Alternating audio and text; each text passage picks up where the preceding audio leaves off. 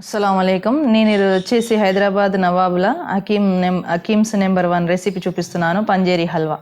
దానికి కావాల్సిన పదార్థాలు ఏంటో చూద్దాం.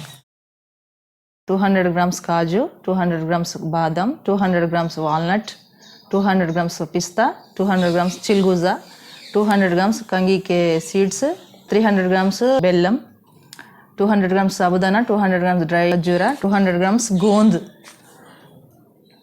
200 గ్రామ్స్ ఎండు కొబ్బరి, 1 లీటర్ దేశీ ఘీ ఆవు నెయ్యి.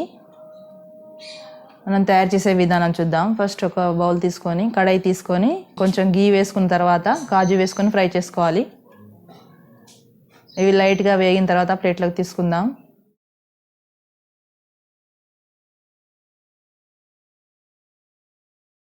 లైట్గానే వేయించుకోవాలి. కాజు బాదం అన్ని ఇంగ్రీడియంట్స్ కూడా చాలా లైట్గా వేయించుకోవాలి.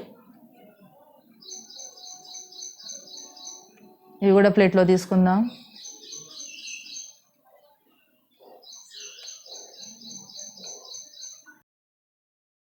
పిస్తా కూడా లైట్గా వేయించుకోవాలి.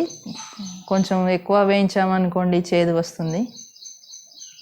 లైట్గా వేయించుకొని ప్లేట్లో తీసుకుందాం. అన్ని ఇంగ్రీడియంట్స్ ఇలాగే అన్నీ వేయించుకోవాలి ఒక్కొక్కటి. ఈ ఎండు ఖర్జూరా కూడా వేయించుకొని తీసుకుందాం ప్లేట్లోకి. ఇంకొంచెం ఘీ యాడ్ చేసుకుందాం. ఇంకొంచెం నెయ్యి వేసుకొని, నెయ్యిని చాలా బాగా వాడాలి. దీంట్లో నెయ్యి ఎంత బాగా వాడితే అంత హెల్దీ అండ్ టేస్టీగా ఉంటుంది. నెక్స్ట్ మనం చిల్గూజా వేయించుకుందాం. చిల్గూజా కొంచెం కాస్ట్లీగా ఉంటుంది, ఎందుకంటే ఇది ఇక్కడ పండించరు, ఇది కాశ్మీర్లో పండుతుంది. అయితే ఈ రెసిపీలో ఇదే మెయిన్ ఇంగ్రీడియంట్ అండి. చాలా టేస్టీగా ఉంటుంది, హెల్దీగా ఉంటుంది. దీన్ని కూడా లైట్గా వేయించి ప్లేట్లో తీసుకుందాం. తర్వాత వచ్చేసి సాబుదానా, ఇది కూడా కొంచెం జాగ్రత్తగా వేయించుకోవాలి. ఇది పాప్కార్న్ లాగా పైకి వస్తుంటుంటాయి.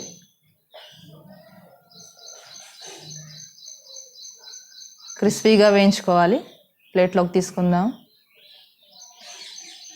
తర్వాత గోంద్ అండి, దీన్ని కూడా చాలా జాగ్రత్తగా వేయించుకోవాలి. ఇది కూడా పాప్కార్న్ లాగా వస్తుంది పైకి. వేయించుకొని ప్లేట్లోకి తీసుకుందాం. ఇవి కూడా క్రిస్పీగా వేయించుకోవాలి.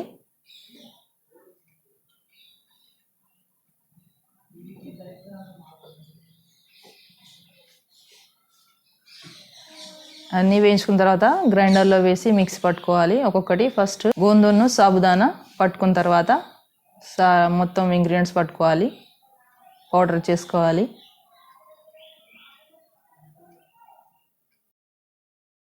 ఇలా పౌడర్ అయిన తర్వాత అన్ని ఇంగ్రీడియంట్స్ కూడా పౌడర్ చేసుకోవాలి. మనం ఈ దేశీ ఆవు నెయ్యిలో వేయించుకున్న ఇంగ్రీడియంట్స్ అన్నీ ఒక్కొక్కటి పౌడర్ చేసుకోవాలి. అన్నీ పౌడర్ చేసుకున్నాము. మళ్ళీ ఒక కడాయిలో దేశీ నెయ్యి తీసుకొని మళ్ళీ ఈ పౌడర్ని మళ్ళీ ఒకసారి వేయించుకోవాలి. మనం ఎంత ఘీ యూజ్ చేస్తే అంత టేస్టీగా ఉంటుంది, హెల్దీ ఉంటుంది ఈ హల్వా.